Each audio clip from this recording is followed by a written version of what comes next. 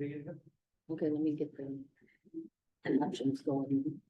You ready? Someone closer.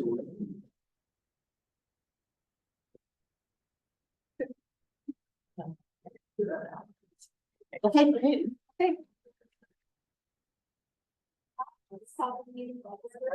Stand for the pledge of allegiance. I pledge allegiance To the flag of the United States of America and to the republic for which it stands, one nation, under God, indivisible, with liberty and justice for all. Roll call, please. Thank you.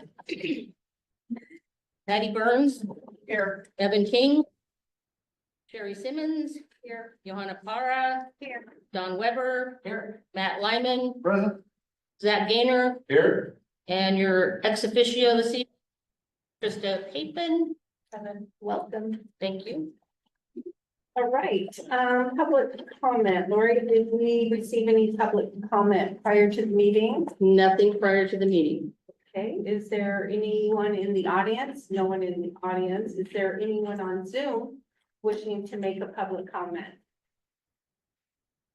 No one is raising their hands. Okay, thank you very much. Approval of the minutes from January. All right, 13th.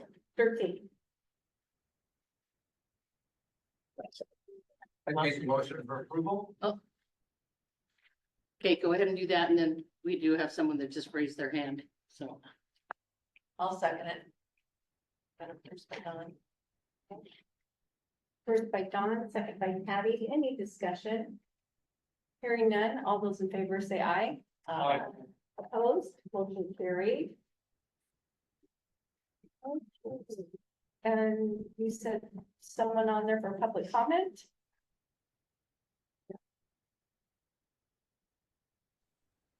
Oh, hey, I just wanted to point out that the video wasn't turned on. That's all. Thank you. But it's on now. I can see.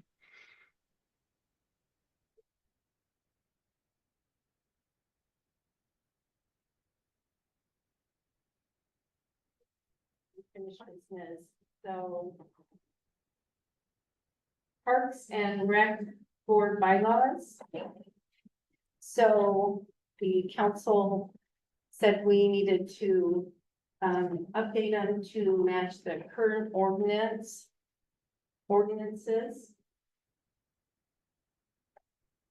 What's that mean? They weren't very specific.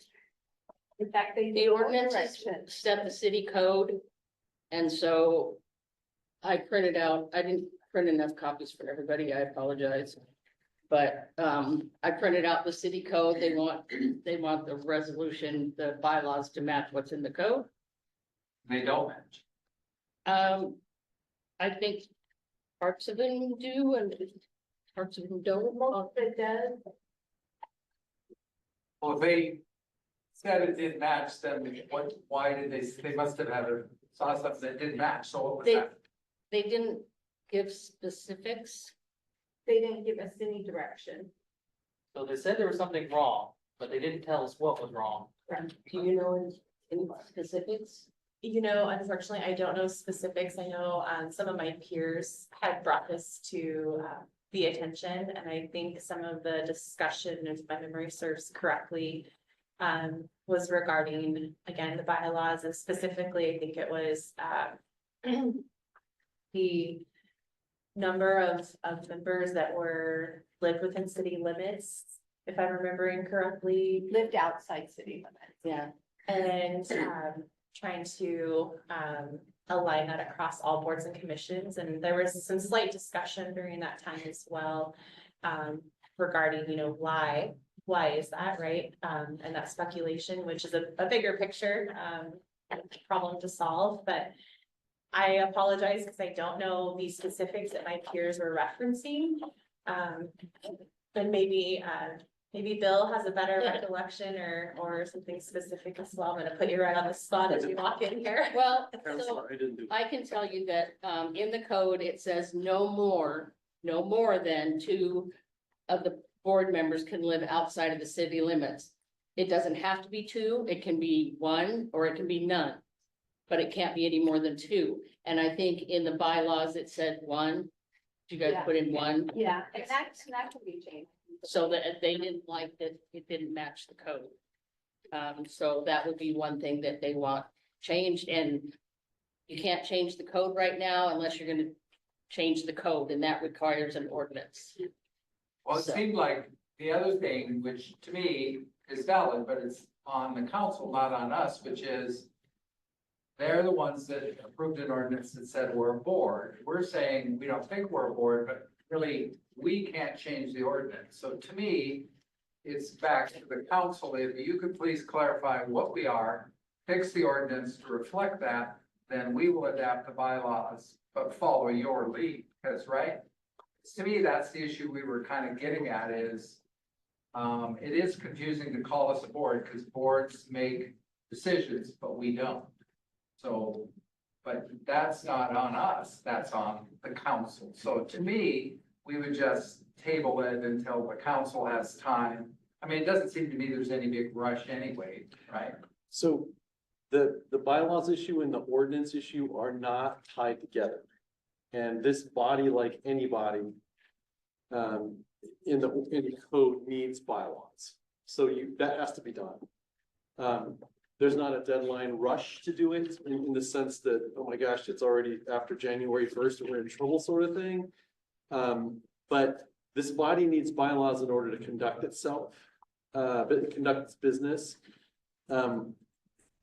That has to be done by code. I mean, that's what the code says. To go back and recommend changes to the code, including changing your name and changing, you also, the code irregularly mentions Parks Board, Parks and Recreation Board, just clarifying that legally. And other things, maybe adding some, some objectives that you're responsible for. You have goals in code, but you don't have, or tasks, you don't have tasks in the code. So maybe the Parks Board, Parks and Rec Board wants to have tasks officially mentioned in the code. You can do that as one big ordinance. You can do one and tackle all of that. But you need to bylaws need to be adopted by resolution as soon as you can, just because you have no rules. But it seems to me the fundamental question, we need some guidance on. Who are we, what are we? We have ambiguity on that, which isn't up to us. So if the council would decide, are we a board, are we a committee? Because otherwise the bylaws are gonna not reflect the accurate thing. I mean, one of the biggest ups and downs we've had in the last year or two is what are we supposed to be doing here? Are we talking about a park recommendation? Are we deciding something? Who's deciding? Planning Commission, us. And again, I'm fine with whatever it is, but that would be up to Tristan, the group. Just tell us what you want us to be, then the bylaws will follow. Because that's a big question. Are we an administrative group or are we a group that makes recommendations? Well, I think we still need to have our rules and our laws that guide us on how we run our meetings. So I think we could push forward on it. The name change can come afterward with an amendment. Once they figure that out. But what would you like to change tonight? Have it match what the ordinance is. Yeah, I mean, that was basically the instruction was Yeah. there were just inconsistencies between what's in the code and the portions in the things in the bylaws that come from the code. The language of those two things had some differences in at least one place, and that is what needed to get sorted out. That was about it. So, and that's basically the number of people. So are you all okay with that change Did you? Yes. to do? Yeah, Yeah, sure. Cause that will match the code. yes. We have consensus. I sure hope that wasn't the only thing.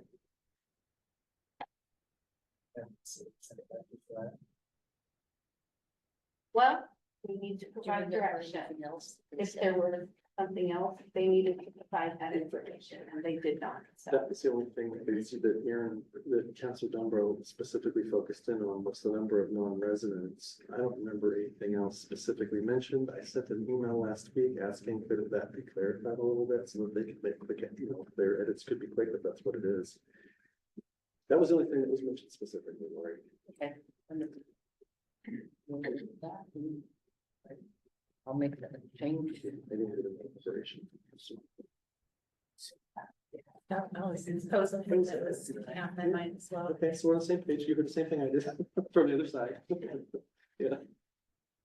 I wish I could give you more context. Okay. We're good with that? Let's move on to the rec review. What do you have for us, Don? The, my job is basically done. We were, asked to have 4 meetings and then our committees met 4 times and 3 times. Community meetings, and then I think the final piece is there's gonna be a meeting with city council to kind of debrief, but basically, each of the people at the meeting, we kind of did a go around and said, where are you at? I'm not sure if that's a decision-making issue, because our opinions are just us as individuals, but I just fed back to the group, the will of Parks and Rec is, if we're gonna bring anything in, what we're really interested in is the 90 acres that are next around the lake, right? The former Lakeview Pumpkin Patch, because we view that as a wonderful place that there could be a wonderful park, a wonderful walking area. It's all kinds of things that we feel like would really align with what we want. So I said that, I think of all the land, in my view, that probably gets the most check marks. Because it's a good, it's just sounds really nice to have a park out there in the lake area and all of that. But again, I have no clue what's gonna happen. It's gonna be up to the council to decide if there'll be any growth at all or if there'll be lots. But another person, I think it was Jacqueline Hunt, viewed that as a real high priority. I think nobody said no to the lake. So it was viewed as a high priority, but anyway, I shared the word. And we'll just kind of see where it goes, because, but again, our committee's done, except for this final meeting, and then we'll just see. It's up to the council where it goes. And what was the will of the committee at the end? What was their request? I'm not sure if our goal was to even have a will, but I think the biggest consensus of the group was there was 4 choices, and the largest number of our group liked number 2. And number 2 is basically everything in the original 855, except nothing on the other side of Gordon. Gordon got left out and the rest was there. But I'm not really sure those are the opinions of the individuals in the committee, but those don't necessarily reflect the people whose data we were gathering. Those are different. So I'm not really sure how that will be shared back from our committee, because that was. Haven't gotten results from that. Yes, we have lots of results. I mean, I would say like the one time we gathered the most data from the community, it was still probably 60-40 against growth. You know, so there still is a majority feeling in the city that the majority don't want to grow at this time. Now, what happens with that, I don't know, but that was the second thing we did, which was kind of a survey that probably got the largest number of people. It had, I can't remember, 140 or 170 responses. So. Anybody have any questions? No? Thank you. All right, new business. I pulled information, but I think that we are not gonna have time to submit for this Nike grant. It's called Made for Play. Because I think it's due on the 14th, Friday, yeah. I mean, like I told you, I could try, I'm presuming, correct me if I'm wrong, but if we submitted, I would have to, wouldn't I have to contact Cindy and do it through the Parks Foundation, because or can we get grants here? It says that it's for government, it can go to government entities. So, Like if we applied for Bill for like a $20,000 grant or something, I think the max is 25. Would you prefer that money go to the Parks Foundation or go to the city? From my perspective, I mean, are you working on behalf of the, I mean, it kind of works, who are you working on behalf of? Are you doing would this be for a project that the Parks Foundation is doing, or it kind of matters, it kind of depends on who your partner is on that. I assume this grant money is for something, had to be used for something particular. I thought that if we could use it to help maybe fund a program, and get some equipment. Well, so yeah, so what I was wondering about, I don't think they would fund, they don't want to pay for a person to run something, but I wondered about, But equipment in a well, I program. wondered about some permanent, I was looking at a company that sells permanent exercise equipment, and you would put it in one of the parks. And it's, well, actually, Bryn Hill has a smaller version of it. It's outdoor exercise equipment. And it would be kind of I was trying to look at something easy to apply for. And I think we could apply for it, and then we'd have to work with Dustin or whoever and decide proper placement. Would it go in that new big park? Would it go over here? Yeah. You know, but it's kind of nice equipment. You can get it for different ages. It's basically circuit training for the outdoors. And it's becoming more common. And Bryn Hill has a little bit of it. My opinion then, Don, would be if it's something that it would be going to one of those parks. To be kind of like actively used by Bryn Hill residents or Sunset Ridge residents. Well, no, it's a city. It'd have to be in a city park. So if it went to the Sunset, it'd be in the city park Oh, there. It has to be in the city park. Yeah, but I mean, exactly. So I guess what I mean to say is at the end of the day, it has to be insured, and it's gonna have to be insured by the city. So I would do it with the city, Got it. not the Parks Foundation. Got it. Who would sign it then if we did something like that? I mean, if you're Not feeling, us. no, I mean, it would be me, basically. Okay. I would sign on the grant application. It would be on behalf of the city, you know, the city and its Parks Board. And then installation would be done by staff, and then I'd see to insuring it and so on and so forth. So Basically, I'd be willing to give it a try, but if this group likes the idea, it's gotta be something that would be quick and easy, and I thought that is an example of it. And then I could see if I could get it done and send it to Bill, and if Bill liked it, we'd send it in. I think it's worth a try. Yeah, I'll see if it's able. I went to the company website, and there's, you know, most of these things are $2,000 a pop. Right. Mhm. If you want an example, you can go over to Greenville and Banks. They're still installing it. Like they have a little section reserved in their park for an exercise equipment, but it's been under construction for the past couple of months. So I think there's a lot of other additional construction. Have you seen the one right over here? Bryn Hill has it. It's So you want something similar to that one? Yeah, well, there's all kinds of it, but those are examples of permanent outdoor weather resistant exercise equipment. Okay. It basically uses your body weight to give you exercise. So the problem is the more you eat, the more weight it actually weighs, so it's kind of depressing. Like the stuff in Bryn Hill. Pardon? That's what he said. Stuff in Bryn Hill, yeah. Mhm. Okay, I'll see if it's possible. I'm not sure if it is, but if it is, I'll work with them. If not, we can add it to the list of, on the Parks Master Plan, because it's an ongoing grant. Okay. It happens every year, So just put it in our scope for next year. correct? Okay, thank you. Discussion, request to city council for parks fee. To be added to the water bill. What do we have to do about this? send some fruit baskets, maybe, I don't know.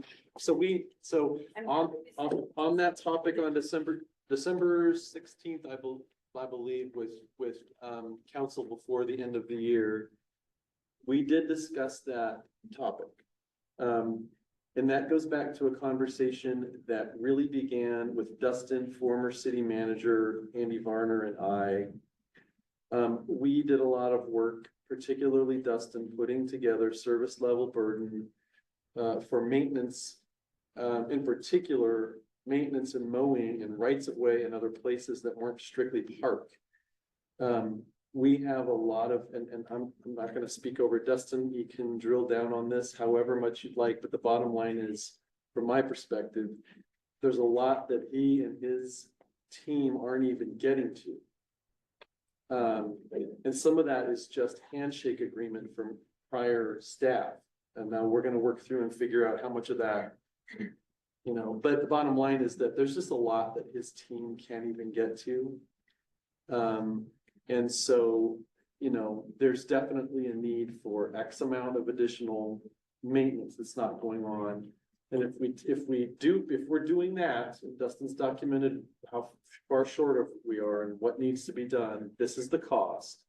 And that would mean this much of a fee on the water bill to raise that much money. And over time, with population growth, that's what the service burden would be, and that's what the fee needs to be adjusted, you know, like we've done all the work, it's honestly. Right. And the bottom line is that a simple $5 to $7 fee would actually pay for a ton of stuff. The bottom line is just city council will to take up a monthly fee on the water bill, like they have. We collect a fee for streets and sidewalk maintenance and street maintenance, sidewalk maintenance, street light maintenance. That's the transportation utility fee. And all residents and all businesses pay that. Residents pay a flat fee every month, like $571 right now on your monthly water bill. Businesses pay quite a bit more based on how big of a business they are, how much freight traffic they create. So that varies great. That one varies greatly because it's a transportation one. But on the park side of things, it's more of a residence thing. It's just council will. Right. Well, could we bring it in front of them again, since there's a different council? Yeah, I mean, yes, I guess my answer to that would be, I think it's worthwhile revisiting it. Maybe this body can discuss approaching it in a slightly different way, because the one counselor basically who shot it down is still on city council. And so, Is that required to be a unanimous vote? no, majority, you just need a majority. But we know one sitting counselor was the really dubious, or thought this was. He was adamantly against it. It wasn't just like, Yeah. no, he was like. So I think it's a communication thing. I have, and I don't mean to speak over Dustin, but one thing we've talked about is the idea of just a map to show just the physical area of burden the city has on maintenance. Most people, when you think of mowing and that sort of thing, or maintenance, they think of the park that's closest to their house. They're not thinking of everything else elsewhere in the city, frankly. And so if we had you know, I think part of the plan is to have a map just to show, look at just the physical land mass, a team of how many I mean, realistically, how many people are really involved? I could hire a team of 2 full-time people for the entire year, not just for the mowing, but to take care of, like the annual leaf program. To take care of, getting things out of the storm drain, dealing with, all the ditches, and kind of, some of it kind of, goes into the stormwater, but it's a really gray area between stormwater maintenance and parks maintenance and right-of-way maintenance. And I agree. right now, well, I could either hire 2 full-time year-round to actually have a good crew, or I can continue with a contracted firm that has a much larger crew that does it better. And so I'm still trying to figure out how that is, because, you know, technically with, you know, benefits and everything, I mean, we're looking at over, you know, $150,000 just for a 2-man crew. I could probably do the same or more with a contracted company. And so that's one of the things that I'll get out, is a map of all the areas, because it's quite extensive. But also at the same time, like Bill said, there's a lot of handshake agreements that have been done in the last 30 years that probably don't need to be doing some areas. And so I just need to get in there and readjust. And so if you don't do them, are the homeowners supposed to take care of that? Homeowners are supposed to take care of anything in the right of way. They're Up to the supposed to, sidewalk usually, right? between the sidewalk and the curb. Yeah. And also there's a lot of places in town where there is no curb and they're supposed to take care of the ditches. And so there's some areas in town where we end up taking care of it because no one does. And I think that's kind of what the problem has been in the past is because no one does it, we end up doing it and it just kept on going and going and going. And so is that because the homeowner doesn't know that they're supposed to be doing it? I Because of cannot the speak for previous administration. Well, I think that is it. Has there been like any type of notices or anything that has gone out if you're not doing it and then they're not doing it and a notice of like communication of, Well, that's part of it. We don't have a code enforcement team. oh, okay. But people don't understand, like we were just talking about in my HOAs. It's my responsibility to keep my sidewalk up, even though it's not my sidewalk. Yeah. That's confusing to people, right? So you measure from the middle of the street up to the edge of the sidewalk is city property, but it's my responsibility. So it does confuse people and it hasn't been clearly stated. Well, even that right there, it's not city property. It's right of way because the person actually owns it. It's like all the way up to the curb line. It's still their property, but it's just right of way. The city and the utilities within the city can use it. So that's kind of it. It's But just within the education. city right away, when they put those new sidewalks in, the people said they were surprised because they thought this was my land and the city said, no, it's in our right of way, so we have a right to put the sidewalk here. That's you what want it right of way or not. means. Yes. So it doesn't feel like that's mine in that case. That feels like it's the city's. I'm from their perspective. But yeah, and that there's a lot of education that needs to go out because that is not just a North Plains or Oregon thing. That is a nationwide, thing with the right of way. I still think they want to clean it up and keep it up. Along with Well, the if the map, city's been doing it for me, I would like them to keep doing it. Let's face it. I think along with presenting a map to showcase it, I think I like your idea too of kind of the statistics and data you're showing, because I think in council, it's also great to present data. Oh, yeah. So what is the manpower of hours that can implement that, the cost that implement that versus the, to paint the picture in a sense of it's not just of wanting to do this, but this is also what it takes to do that. Well, there's gonna be a cost benefit to it overall, and the other alternative is that you're going to have to lose services and some areas around town just aren't gonna get maintained. And that's gonna be basically it. If we do not have the funds to maintain it, we will not maintain it. But does it, I guess what confuses me is, I think at some point the city needs more money for things like what you're talking about, but to me, that's something where, we've only got like 4 months left in the 24-month budget. It seems to me these are all budget discussions, like, I still think we should submit a budget for Parks and Rec, but to me, that goes through then the budget cycle, the city council decides if they can balance the budget. If they don't have enough money, which maybe they don't, then they decide, how do we get more money? My suspicion, what I hear from the new group and even the old group is they probably don't like gas taxes because there's no representation in that tax. So we'd have to try to float another levy, which is hard to do, but maybe we could pass a levy. But I guess I don't see where this, we've talked about all these bylaws. I don't really see where it would be appropriate for our committee to say we want a gas tax. I don't see where that's something an advisory committee would do. Well, if anything, I still need to address what services we need to take care of. Once I figure out what services we need to take care of, that will be addressed in the budget, but based off previous budgets, we do not have a way to pay for that, and so we need to be prepared to offer an alternative to provide those services. Otherwise, I need to cut those services. That's across the whole budget. I guess I'm a little uncomfortable that if we're short money in the city, the first access to Parks and Rec. You could decide, that's a budget discussion. You could decide the library is going to lose a couple staff. We're going to cut and expand over here. I'm all for that discussion, but I guess I don't see where it would be up to us to recommend.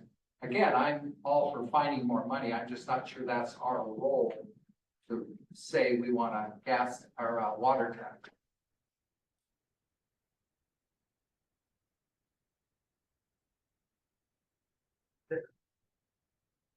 I don't know. I mean, I said not other opinions. And I don't know, is that our job? Yeah. We've always made recommendations to council, so. And reading the master plan, we're supposed to come up with ideas to help for funding. And so that's what this is. It's just we're floating an idea. It's just an idea and just be An prepared. idea. Yeah, there's other things that are also gonna be coming into the works if we get more land into the city as well, so we have to prepare. For that, so, there's also other things, I was gonna present this later on in one of my staff reports, but. We have the property in, between Northwest Union, West Union and Pacific. That McKay Creek area that belongs to the city. With Clean Water Services and the Tualatin Soil Conservation District, we are supposed to maintain that. And so how are we supposed to maintain that with the funds that we already have? I mean, it is a budget thing. We need to be prepared to come up with alternatives for the future for things that we are obligated to maintain in the future as well. So it's just something to kind of park and keep in mind for the future. Bill? Chair, under the Parks Board Municipal Code, section 31.64, purpose C.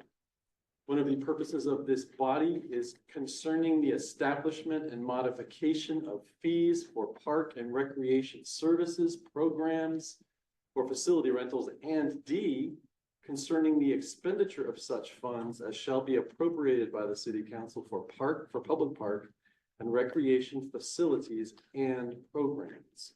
So a fee on the water bill is, and how it's used is fully within the scope of this body. That's how I took it when I read it. That's That to me sounds more like program stuff. Doesn't sound like water tax stuff. well, It fees. sounds like if I'm running programs. It's a fee on top of the water bill. Pardon? It's a fee on top of the water bill, but it's a fee directly towards parks. Mhm.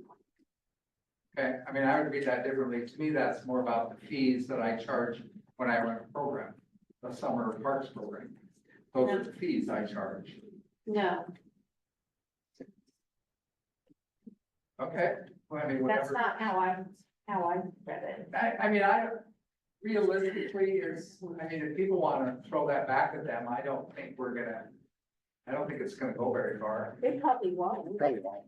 So, but But it can't hurt. it wastes time.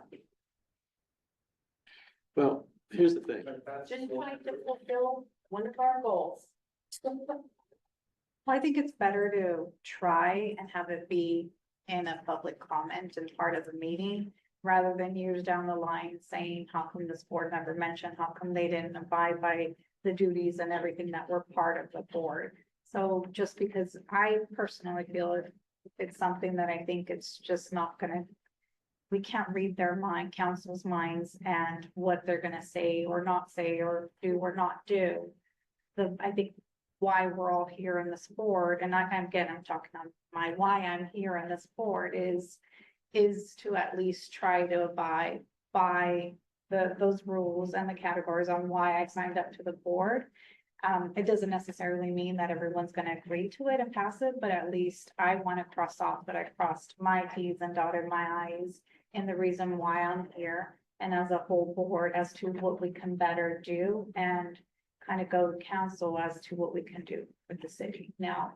And then that leaves it on their board or on their field to proceed with it or not, but at least we did our due diligence, is the way I see it. I love that.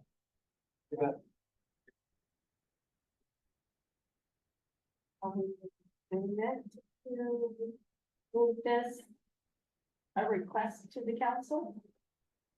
I'm confused because I really haven't seen to me, if we're doing it, which we can, I haven't seen an accurate representation of the numbers that, how much money are we gonna raise, how much money is Dustin short?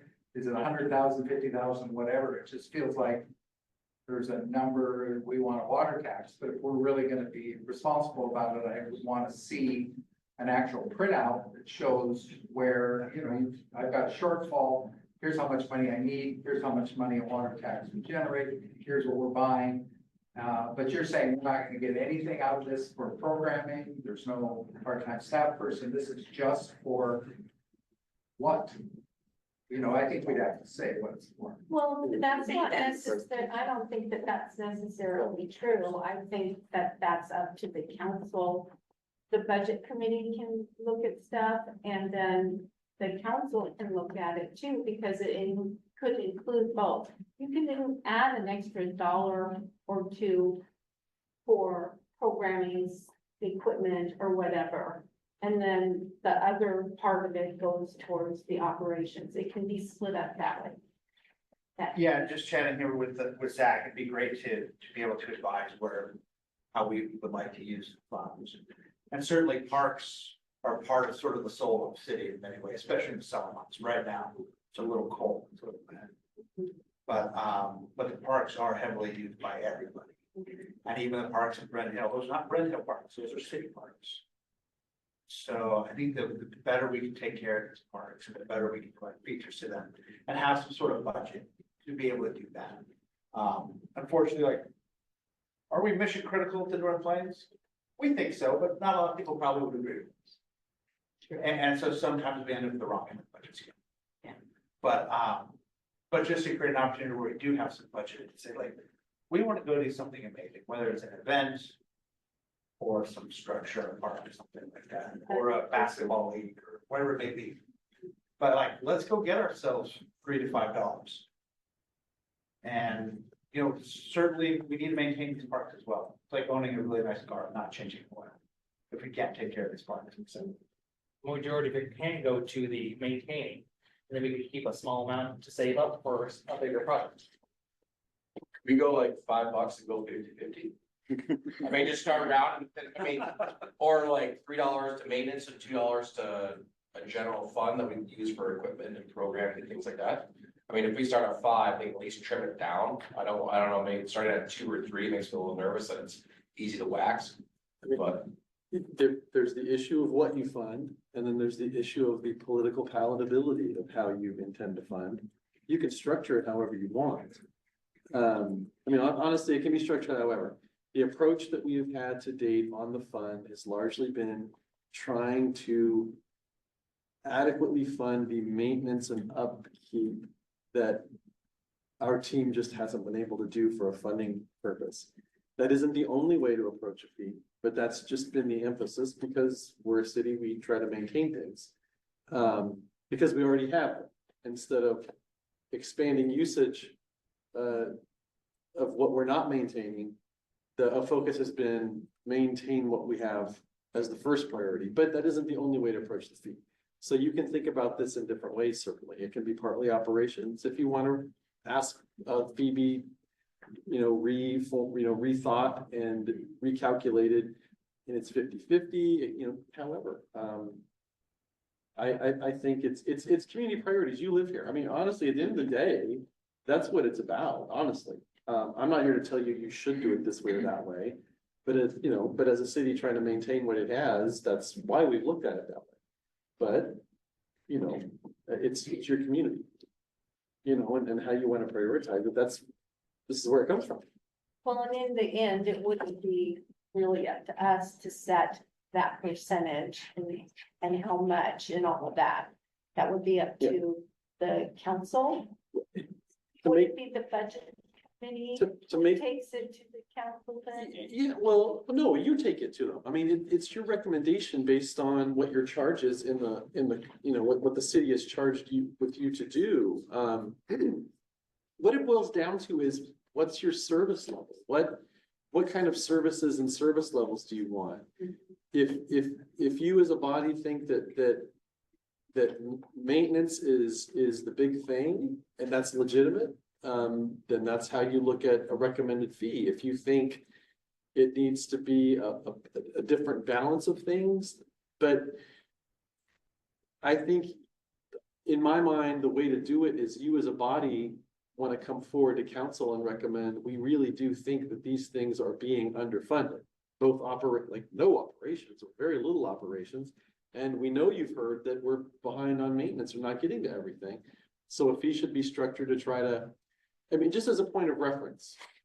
The city of Cornelius has a higher property tax rate than the city of North Plains does. It's over double. Okay, because they have a local option levy and they just increased that local option levy, the level of it back in November. It's actually even higher now for 5 years.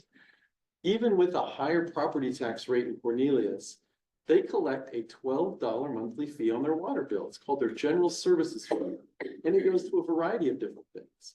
So we're collecting a $5.71 strictly for streets.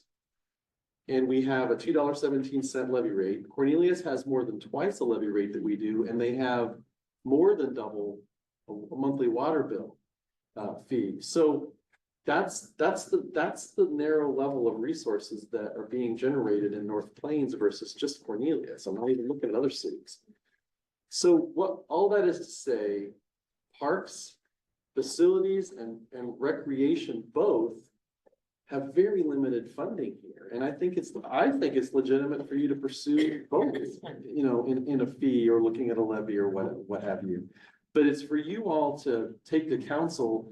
We identify, maybe this is I'm not trying to tell you what to do here, but I think a legitimate message based on the numbers and what we're hearing is there's legitimate underfunding of parks maintenance and operations programs. And we would like council in this new budget to look for a fee on the water bill that provides resources for both. And it's no more than, or it's an acceptable level, something along those lines. It has to come from you. Council hears it. Maybe it's a work session or something. Because I know Dustin is intending to do a work session with council on public works issues generally. And so maybe this is a part of it. I don't know. But either way, council hears this, and then that is part of the budgeting process. But I think council needs to hear it directly from you because this is your charge. That's my recommendation. And I certainly agree we need more funding. My personal opinion is a levy would make more sense because I just don't think this is gonna fly with the council, which if I don't wanna waste a lot of time, but if people wanna give it a try, I guess it's fine to give it a try, but I think. Why do you think it won't pass? Well, one of their whole premises was that people have a right to weigh in on big decisions that affect them in their pocketbook, and a tax where they don't get any say in it is the kind of thing that the current group is said they're trying to avoid. They want, and the advantage of a levy is you get to vote, right? And that's, so, there certainly are lots of people out there who don't like the idea that taxes get dumped on them without them getting to say anything. And, again, everybody has their, pardon? Somebody's gotta make a decision. I don't think everything should always be left up to the people. I think that's why you have boards and councils to make those decisions. They represent. I mean, I'm just saying, I want something that'll pass. I mean, if people want to give it a try, but I think the backup would be a levy. Sure, our council members. This might be a good method to No, ask it'll help. others to see what they think of the Parks and Rec board. Krista? Thank you. I just had a couple of questions. I hear both sides and, Bill, can you share what the timeline would look like for a levy from actually being funded? Is that 8-12 months? It's a long runway is my understanding. Yeah, with a levy you have, there's a whole schedule for a levy. So let's say council decides that they want to go out for a levy for parks. I mean, how soon? you would have to file, I think, what, almost 6 weeks to get on the May ballot, right? Yeah, you have to file for, the name of it, you have, I mean, there's Yeah. these steps in order. But the bottom line is very early spring, like late winter, you would have to notify Washington County that this would be going on the ballot For May. for May. If it passed in May, then you would see revenue in November for next fiscal year. But that's a really quick timeline, because this is gonna take work, and community support for levy.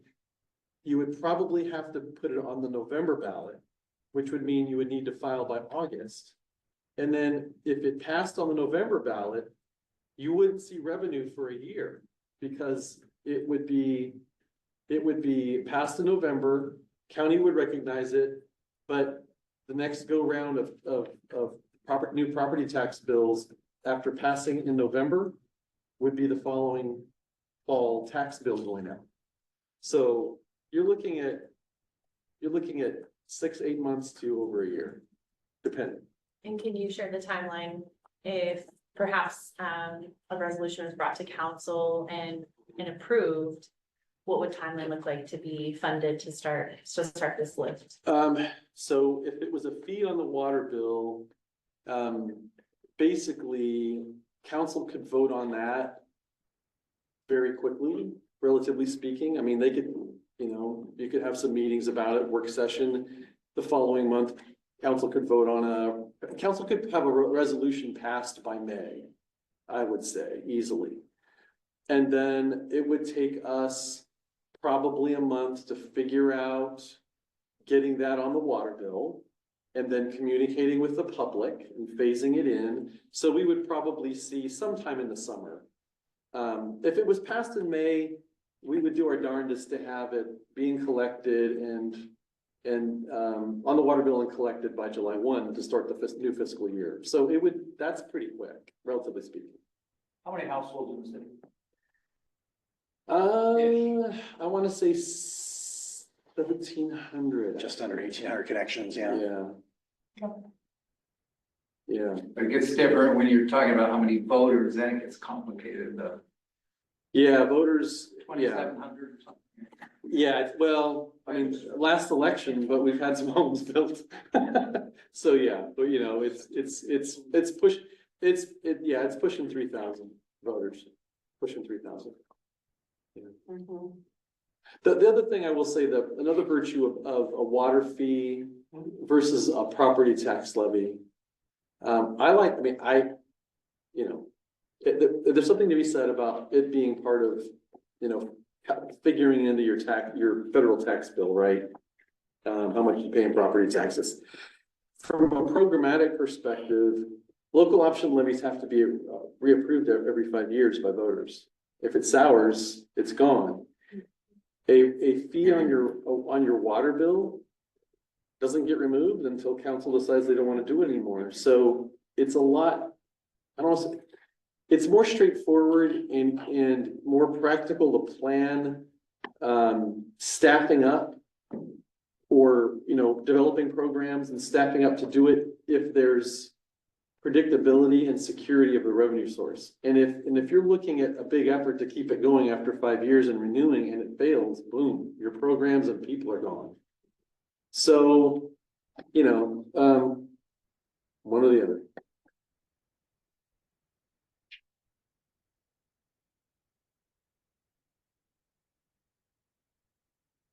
How much money do you need, Dustin? Great question. Down to, what amount are we talking? So realistically, if we're talking about just landscape maintenance, it's not just parks, it's everything in the city. And so that's where it gets a little, I wouldn't say confusing, but yes, there's a lot of parks in the city that would be using this for, but it would also be used for other landscaping and kind of stormwater-ish. So it's kind of a mixed bag, if you will. I could easily hire 2 full-time people, full year, and that's going to be anywhere between, I would say, $120,000, $150,000. Or I can hire a contractor, probably do a much better job. And then I don't have to hire anybody and have all the benefits and everything. And I can use my current crew to do other things in the city. And then just have a contractor to do the same job. They have a team of what, 6, 8 people, and they get it done really quick. Somewhere in between the same price, between $100,000 and $150,000 for everything in the city, to include water quality facilities, parks, right away, all that. Do you have a cost breakdown of like what you spend in a calendar year for just maintenance on parks alone? I'm still trying to figure that out because we didn't have, we had a contractor for a little while, and then before I got here, they canceled the contractor. So we had our own individual doing some of that, which we couldn't keep up with. And then I had to rehire a contractor because we just couldn't keep up. So I'm still trying to figure out those costs, but I can figure that out pretty easily. So you're saying the approved, we're in a 2-year budget now, and the 2-year budget, what the city gave you, they didn't give you enough, and you're short 150,000. I don't want to point fingers, but the idea was that one person was going to be enough for the entire city.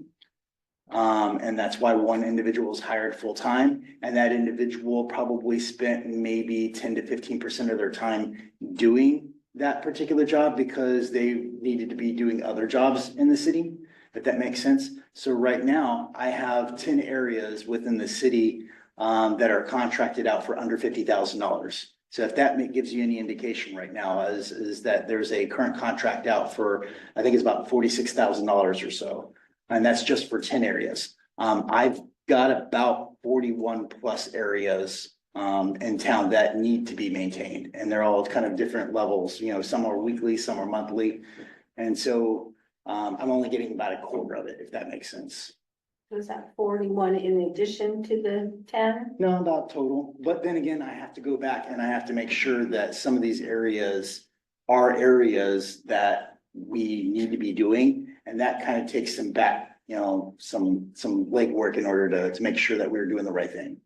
But So- again, what confuses me is clearly there's a feeling you've underfunded by the city in the current 2-year budget. It seems to me it's an issue that would be resolved through the budget process. So you would go back to the city, because you're going to start the new budget process in a month, and say, I need more money next year, rather than going to the Parks and Rec saying, can you push for a water tax?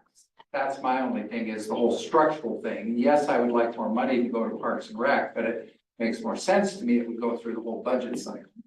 I mean, you could do both. I could do both, yeah. Yeah, if they don't like the one, they could do the other. Yeah, I can Yeah, prepare. if I can prepare the for both. city goes through the whole budget process and says, like I would still like to ask for a staff person, and they say, we clearly do not have enough money to run our city. What are our options? The options are water tax or levy. And yeah, I think that all has to be handled. Yeah. To kind of answer that question, I can prepare for both. I can ask for a budget for these things, but also at the same time, how are we going to pay for those things? And we need to be prepared to raise that question. Do we need to have a fee added to the water bill if we cannot fund the legitimate services that we need to provide?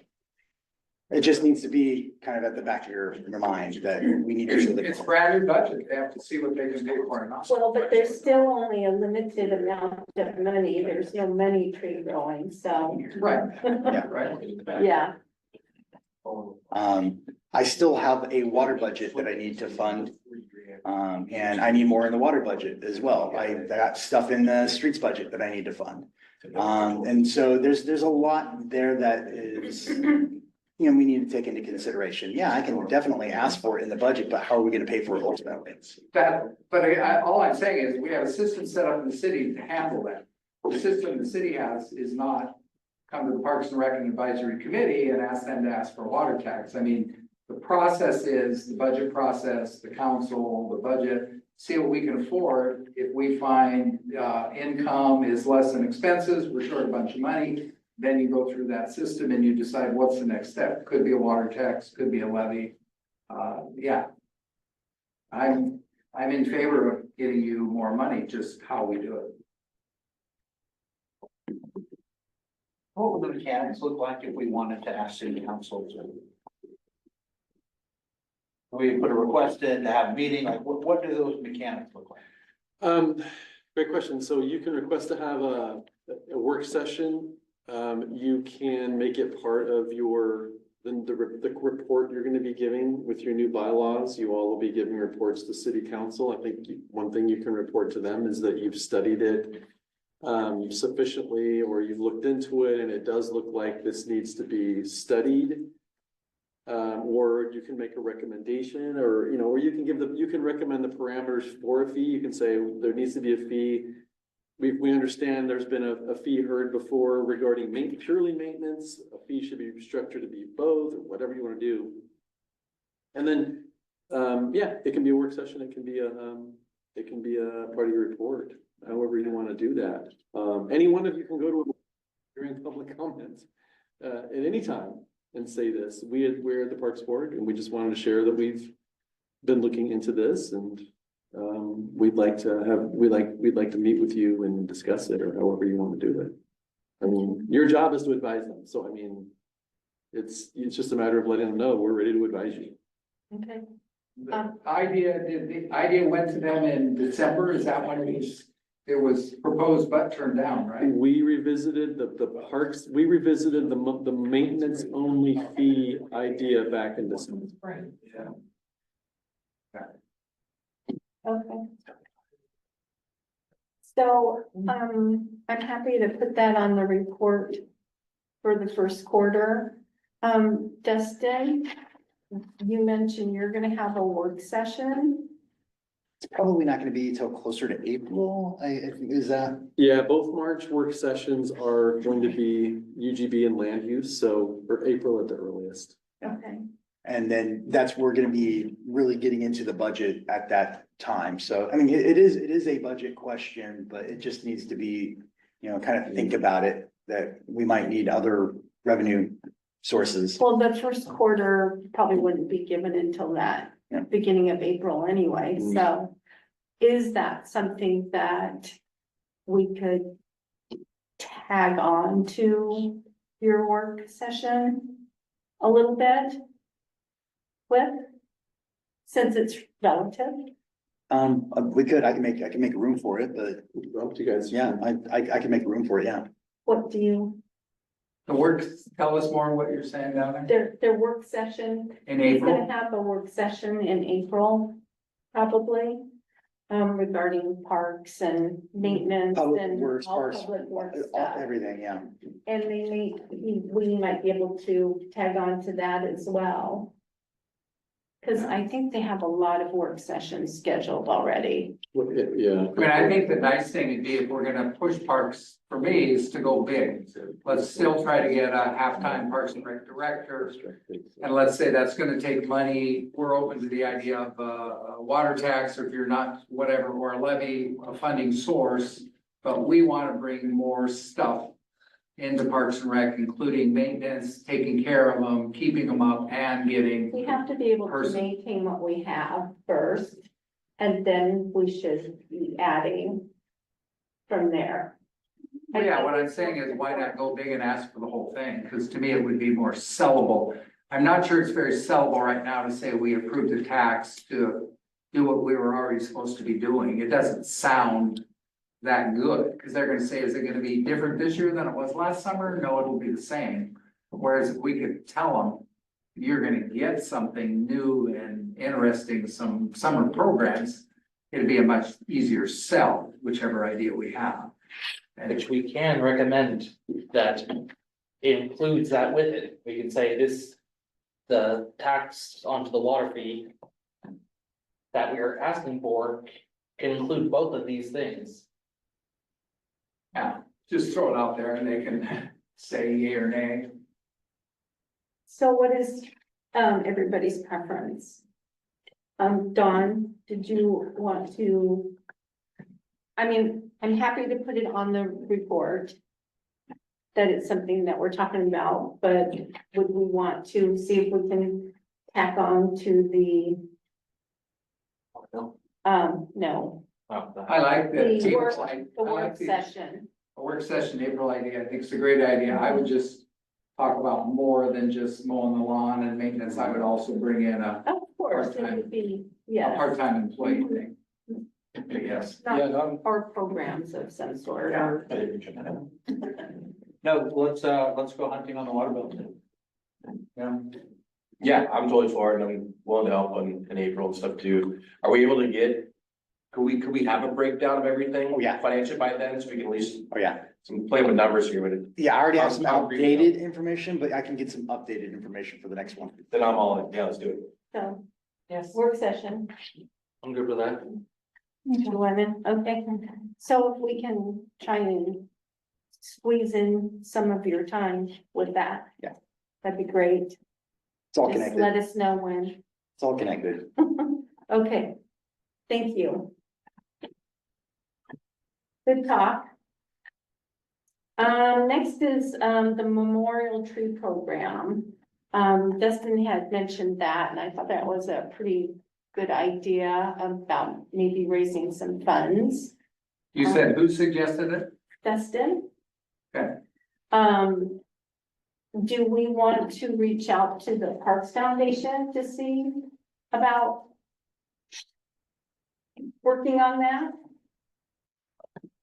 I mean, it was reported to us, and I've been around these before. The basic problem is if people do a memorial thing, they like a memorial thing, and I'm involved too in one of the cemeteries here. The problem is the memorial thing costs more than the money they gave us sometimes, so it's hard to make the numbers work. Like, if you wanna do a memorial tree, I wanna be able to put my mom and dad's name on a plaque in front of it, but the plaque costs more than the tree. Well, you'd have to price it so that it includes the But that's cost the of hard part is then you have to, these particular things, we found like the cemetery, they cost way more than they used to. I remember Cindy reporting on that too. Some of the things they did, they found the numbers didn't work very well. I mean, I'm all for an idea of how we get more Well, there's trees. different, you can do the plastic signage too. I mean, they still have signage around the trees at the library. Yeah, I was about to say, how much was Memorial that? It's trees. just like wood. I mean, I would say we could ask Cindy's the expert. We could see what she thinks on the Mhm. numbers of it. Mhm. And It's we not just bad. include it all in the same price. Yeah, with all Yeah. inclusive. Pardon? Just include everything, signage, the tree, and, I mean, not every. Well, you just, Gonna be able to the afford it, hard but- part is the signage got so much, it drove the price up so much, people aren't gonna do it. But let's see, I'm all for asking Cindy what she thinks, cause it would be with her.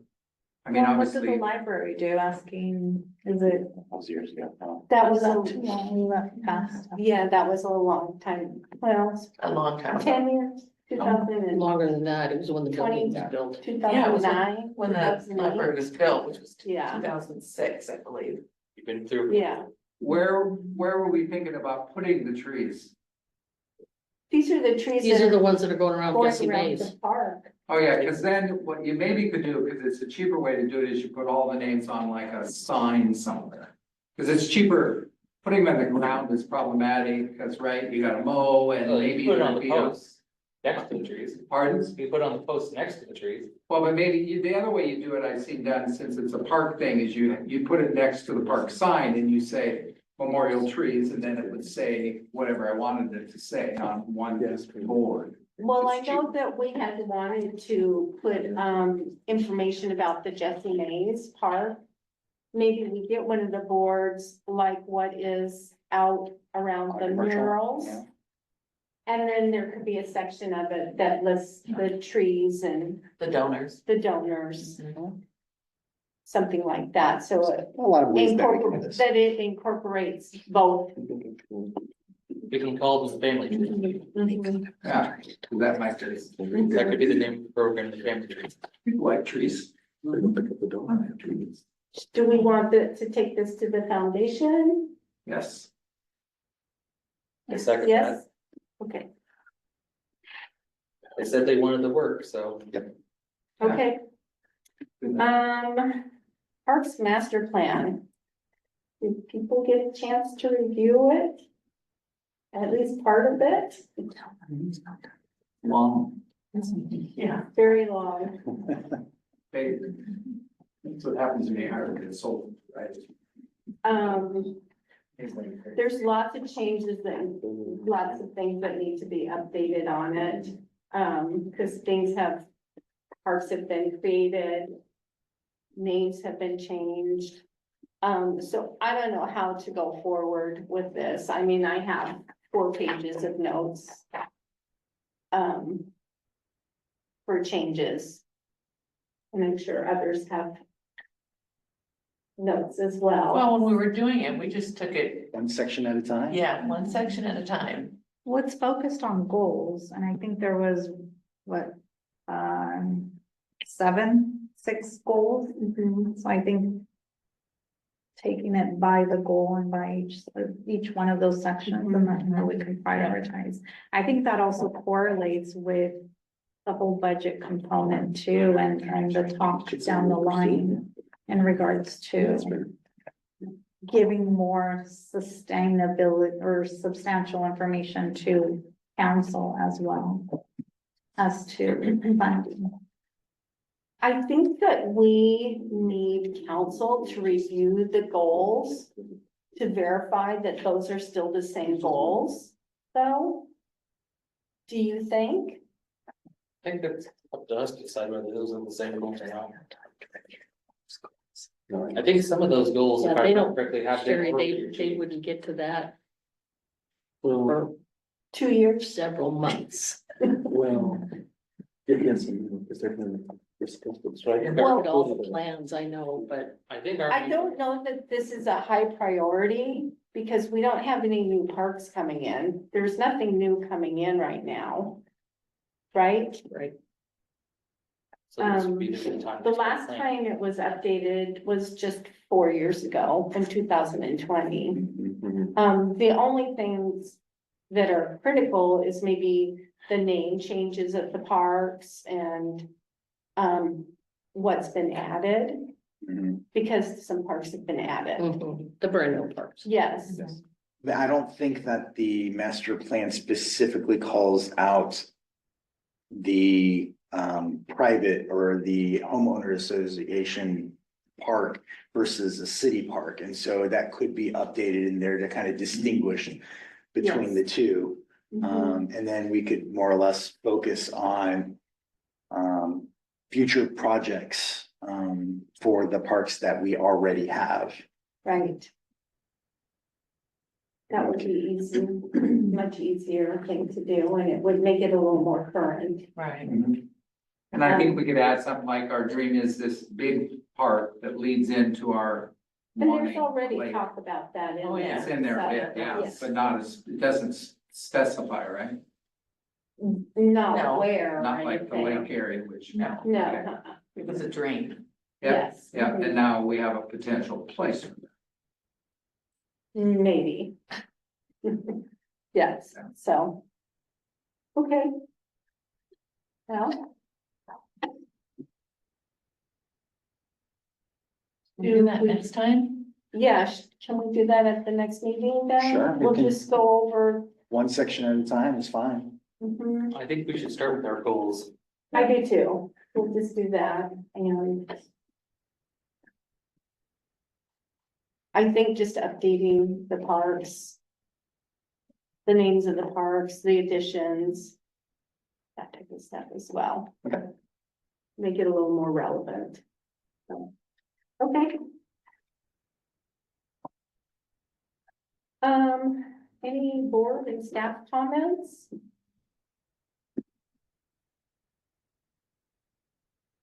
I do have one comment. I'm gonna try to make it very quick because we're still getting details.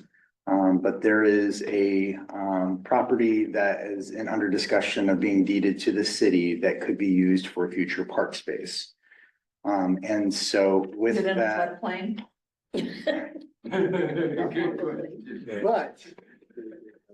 but also there are, we have to take our due diligence basically in looking at to see whether this is something that is viable and something we can do. And so city council ultimately has the say whether or not we're going to take on this particular property. But also at the same time, there is a very hefty parks grant that is coming in the near future, like in May. And I was telling you about that McKay Creek area that we have to maintain. One of the things that we could do is apply for this parks grant because we have to have access trails in order to maintain this area. And if we are doing access trails to maintain the area, there's a very good reason to turn that into an actual park, trail, nature area type of thing, so that we can have a dual purpose. And that's something that we are kind of working on at this point. That would make a lot of sense. And so if We would wanna, there's been a lot of conversation about that. We don't have time now, but at some point we could update you, because I was involved with Andy and an engineer, and we toured a bunch of the projects. And there's a bunch of issues which Patty is alluding to, they flood.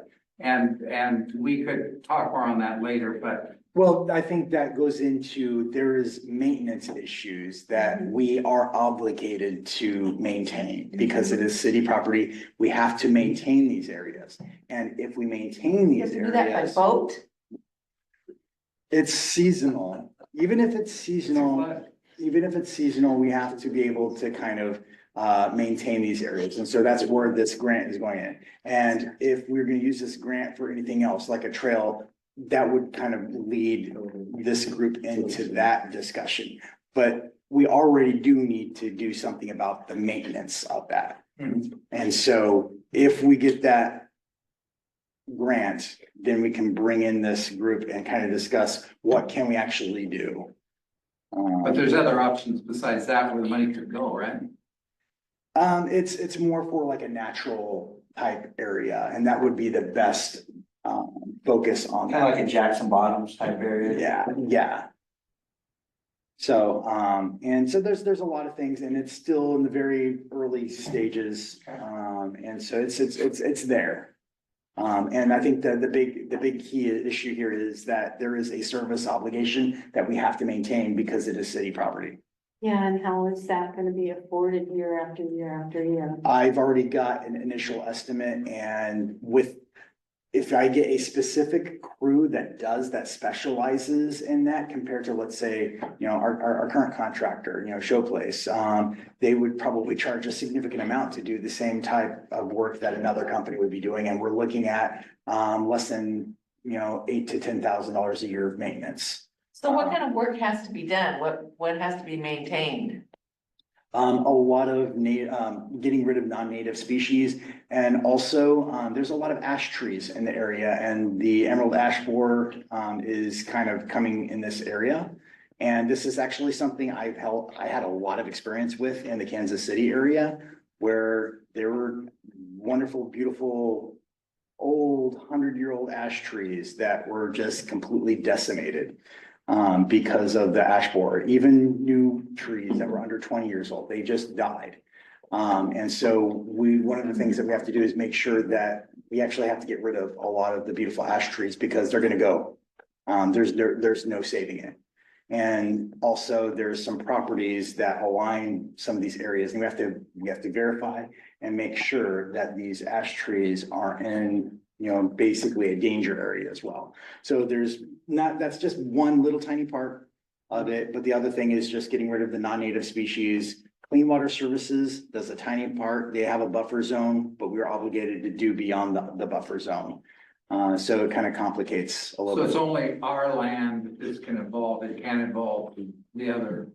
It's just whatever the property that we own. Yeah. Note to city, in the future, if people offer you floodlands, say no, thank you. Yeah, well, is there any usable property as part of that? It depends on what you The mean by amount that they're usable. using, like dry land, that can be used for If like a park anything, area. it would probably be for trails or seasonal trails. And there's a lot of seasonal trails in the area. What the engineer said that looked at it, because it floods so much, you would have to have a raised boardwalk, which can be done, but they're extremely expensive because it was explored. Originally, there was a plan to do, any member from Veterans Park over to that dead end street. but it was like $500,000 and it was right by the Highway 26. It didn't make sense. It didn't accomplish much. So that's the problem is. That's where the grant comes in. Pardon? That's where the grant comes in. Yeah, so if you get $1 million, maybe it's worth doing, but it's very cost prohibitive.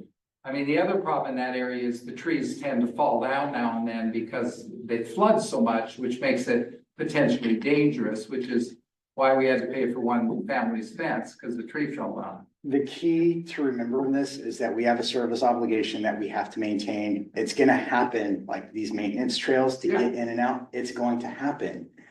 It'll help you all. Yes. The question is liability wise, whether you would ever want anybody on it, to be honest. Okay, that's a question that I can bring whenever we get to that point, whether or not we want to use maybe part of it for a public trail, even if it is seasonal. Is the only way to get the grant if we accept the property? No, this is, I'm talking specifically about the one that we already own. Oh, There's just money to It's fund, not this is just financed. finding money to use it, right? Could be. So There's a lot of areas in town that we could use that for. we use it in the water park. Since I we're think in it that- said has, I think it said has to be for a whole sort of natural. It said it had to be. We're talking about a much bigger park, so kind of like the Vern Galloway, the Ghost Creek, everything. So it would be something like that. It could do that, or like the Turtle Trail. We're talking about bigger project. Not something that's a Do you smaller, have any idea how much money they might give you? well, that's kind of what we are working on right now. Okay. We're talking about anything between $100,000 to $1 million. Oh. So yeah, shoot for the moon kind of thing. yeah, And so we could potentially build a boardwalk if we need to. sure. Yes. Nice. Yeah, good luck. I'm excited for that.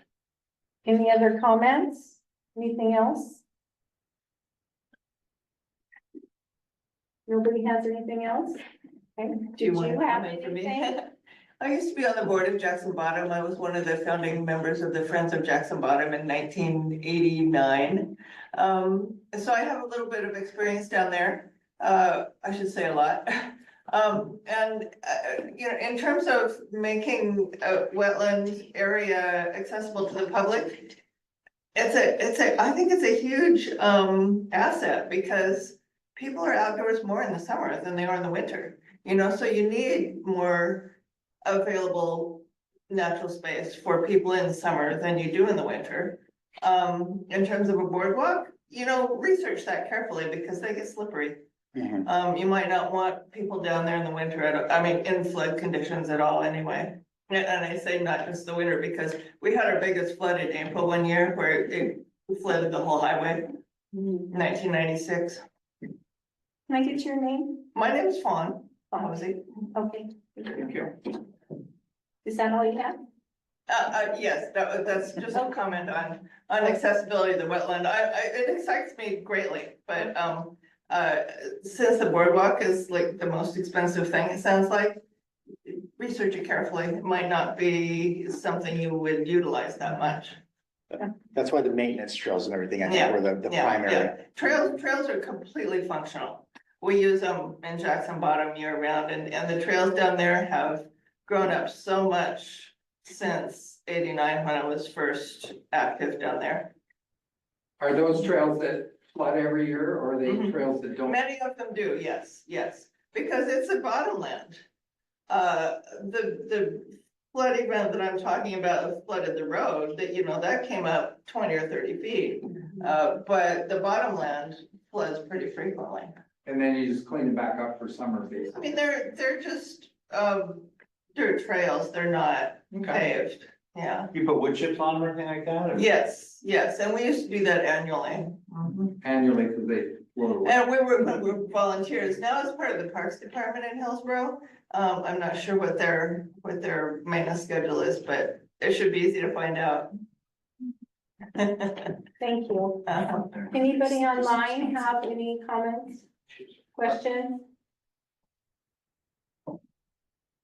Hearing none, I have one comment. okay, I wanted to bring up if it's maybe for a future discussion or agenda item. It's based on a topic that was discussed at the council meeting, this past council meeting, which was of the fee rentals for Jessie Mays. And I wanted to see if, and looking at our goals and all of that, I noticed that in part of the code for Parks and Board is to, let me see, I'm looking at it, what it is, concerning that we are to advise in regards to modifications of fees for park and recreation services, programs, and facility rentals. So I wanted to see if what that looked like or what it would be to have something more concrete, something more of a guide in regards to the rentals. I'm not that I'm against to what happened in regards to the services, but I just think that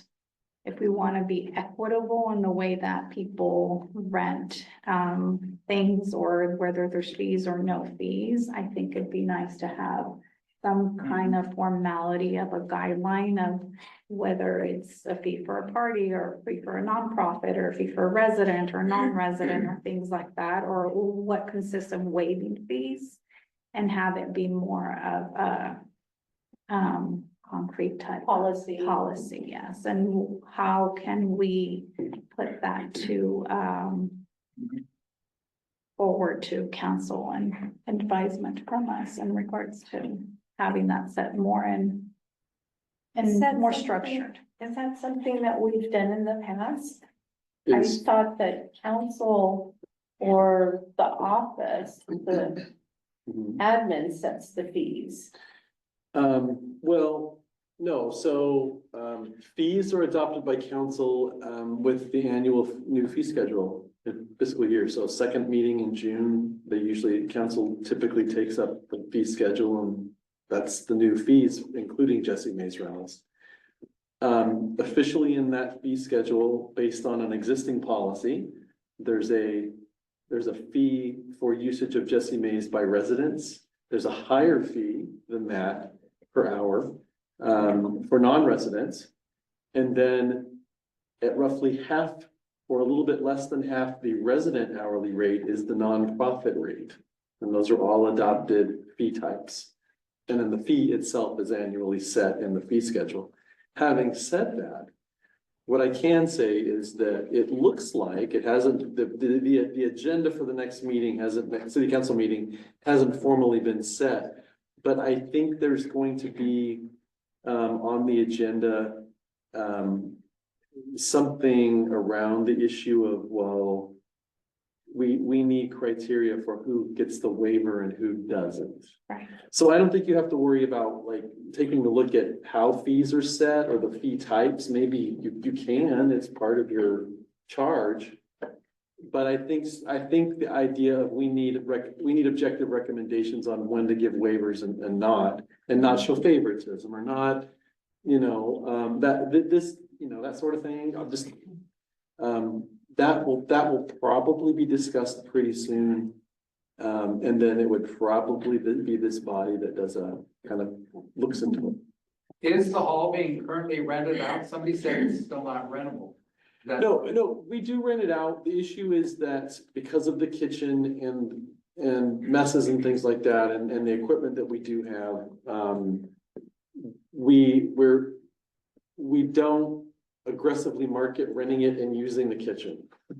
If people want to come back, I went online and it said it's not rentable, I thought, when I looked on. I have 3 rental applications on my desk I need to sign off on. So I don't know. It is rented. Yeah, it's just that if people come and say, we want to have a banquet and use the kitchen to cook and do all that stuff, we'll be like, we're careful about it. I don't have a problem where we say the kitchen currently is not, it's off. Yeah, I mean, that's fine. it depends on who it is. I mean, if somebody just kind of comes in and says, we want to have a big anniversary party and it's a one-time thing, they're not in the business, they don't know what cleaning it to professional standards is, that sort of thing, we're wary because of just the expense of dealing with it if they don't do a good job, and that frequently happens. But if people want to come in here and just kind of have like a get together, a church service, whatever, that has minimal use of the kitchen, yeah, that's not a big deal. So I would comment again. I was also a professional food service worker and caterer for 30+ years. It's very common for kitchens that you rent to have specific do's and don'ts and conditions of how it should be left, down to how you deal with the garbage and your recycling, and penalties for not compliance. So you can find those contracts from various other venues for rent. And probably also from caterers who are dealing with us. That's a big. Thank you. So they charge extra fees. And I mean, coming from a catering background, I would totally expect to pay a fine if I left your kitchen not up to snuff. Caterers generally try to leave it in better condition than they found it. Thank you. Hey, Bill, just a quick note on the website. Yeah, Yeah, we we just know. saw it. Yeah. We know. I just. We know. Leave it on that. Yeah, it's outdated, but yes. That's so fast. Pause, kind of, but there's a form. Yeah, that's what I was saying.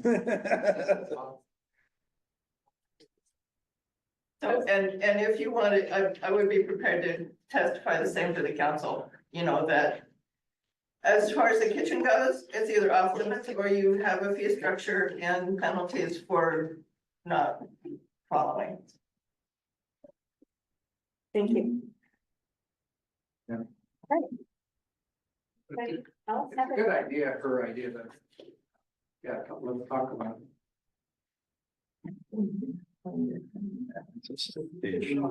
You do. You do? Get your answer. Okay. I'm just deleting that. Oh, Yeah. Paragraph. Okay, alrighty, well, if that's, Trista, did you have anything for us? Thank you to each one of you for volunteering your time, and I appreciate you letting me get a glimpse into your night. I look forward to working together and hearing possible solutions for, you know, how to take care of our city grass. And I know, you know, previously this was a discussion amongst council. However, we do have a lot of fresh faces on council, different perspectives. So I would say, don't hesitate to bring it to council. What I would encourage is think about what's the root cause, right? Why do we not have disposable income to mow our lawn, right? We're working with limited resources the best we can with what we have. And I would also just encourage you to, you know, continue thinking through that mindset of being part of the solution, not part of the problem. So I think we're all innately problem solvers. That's why we are on these boards. And so just think through plan A, plan B, plan C, right? If it goes to council and that's plan A and everything goes as planned, awesome. But if not, what's plan B? Instead of just, well, nothing we can do, right?